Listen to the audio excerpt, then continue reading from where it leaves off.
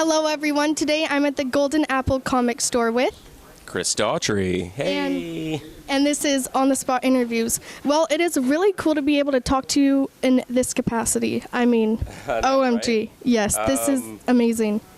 Yeah, that's still kind of surreal. I keep forgetting that there's my name. I know, they made it too small. Well, I had to squeeze it in. I had to re-ink it. I didn't know that you're supposed to ink your signature on your work. Oh, I didn't know either. The inker touches everything else, so I had to go back through and. No, it's so cool. You know, a lot of people. We had to shrink Jim's name a little bit. Oh my gosh! Yeah, it's like all squished together. I think he signed it like this big, and then we had to like. Oh. I'm kidding. Well, either way, yeah. It's there. You have credit. He deserves it. Yeah, because he changed my background. He was pretty much your mentor through this whole process. And, you know, a lot of people, including myself, I didn't even know you were a comic book lover because everyone knows you mostly from American Idol. But this is like a second love for you. Yeah, just picked up a pencil like a few weeks ago and just decided, I think I want to learn how to draw. That's the first thing. No, I'm just kidding. Yeah, I mean, I started drawing when I was like 5. And I was always drawn to superheroes. And I remember my dad, I think I was like 5-ish. I was sitting down drawing a picture. I remember vividly it was Captain America. And my dad said, "Are you going to be an artist?" I was like, nah, wait, what's an artist? I don't know what that is. And he said, "Someone who draws." I was like, "Oh, yeah, I'm going to be a famous artist." 36 years later, or 31 years later, yeah. So it finally happened.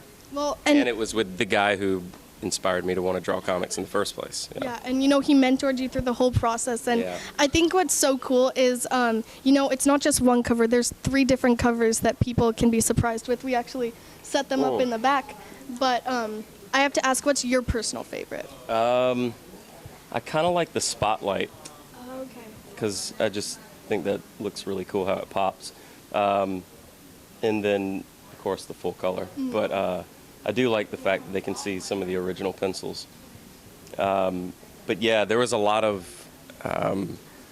late night texts to Jim at like 2 in the morning, me freaking out, not getting it right, and knowing that the deadline was, you know, he's way faster than me. He's been doing it for way longer and way more consistently. So it took me a few weeks to get the layout and going back and forth with him and the art director, Eddie. And I think I made the deadline by 3 or 4 hours. Hey, procrastination at its finest. But that wasn't really even procrastination. It was you wanting to make it the best. That was me recording, writing songs and recording during the day. Wow. Getting home, being with the kids, getting them to bed, and then going straight to the drawing board until like 2, 3 in the morning. Repeat. Probably for about a week once I got the layout down.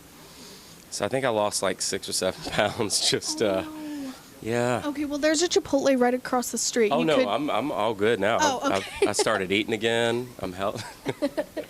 And, you know, I have to ask, are there any never mind. Nothing. Oh. Nothing. Are there any similarities between this process and the writing process in terms of pressure, deadlines, creativity? Like, were you ever finding yourself like, oh, this is kind of like recording? For me, anything that I care about is going to have the same amount of pressure that I put on myself.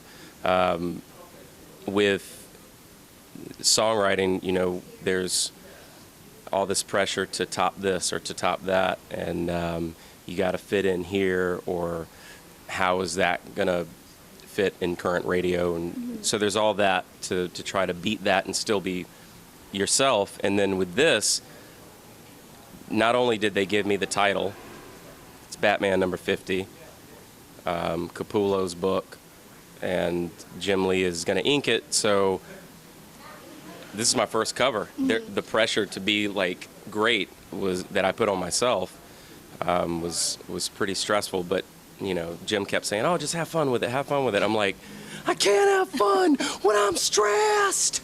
That is. But I'm very, very happy with the way it turned out. You should be. There was a lot of correcting poses in the mirror, or Jim, you know, suggesting a different angle on the same pose, and so it was a lot of. I learned a lot because there's a lot of stuff that I didn't realize that took place. I thought hey, this is going to be the cover, enjoy, but there's so many like variables and like people, behind the scenes. the people that are saying that's not, it doesn't pop enough, or it's not the right angle, it's distracting, having this right behind him here, and all these weird things that I never thought of. So No, I didn't even think of those. Wow, a Yeah. lot goes into this, Yeah. doesn't it? Yeah. And I have to ask, you got chosen to be at the American Idol finale, which is so exciting. Yeah. And your performance with Dalton, I just have to say, was amazing. When you Thank you. freaked out that he got through, that was a beautiful moment. That was so real because I didn't know they were filming. I was just back there, and I did the exact same thing when Lee got through, and I was running around and dancing, and then when he got through, it was even better because at that point I think I was the only one where both of my contestants went through, so I was all pumped, and then someone said, "Dude, they just showed you running," and I didn't know they showed it, so I had to go back and watch. No, Yeah. it was really funny. And that show really does have a legacy. This is the last season, but is there anything, I mean, obviously I'm sure there's a lot, but is there anything specific that you truly think about the show, on a day-to-day basis? Like, this is why I do what I do, kind of like anything inspiring, if that makes sense.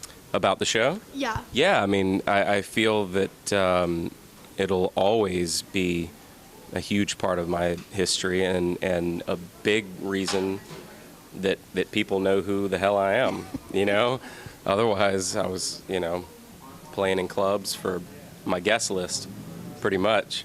So I will always be grateful for that. And so there's always a bit of nostalgia when I see it on now and seeing that it's the last season and that it was 10 years ago that I was on it, a decade.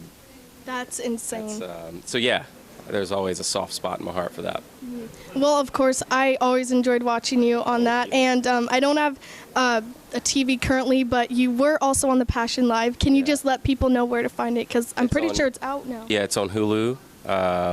And if you're overseas or non-U.S. territories, then it's on Netflix and on demand, video on demand.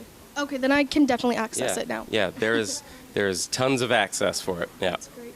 Well, thank you so much, Chris. you. I actually have been wanting to interview you since I started 4 years ago, so this really meant a lot to me. Oh, you're so sweet. Thank you so much. Good to meet you. Of course, you too. All right.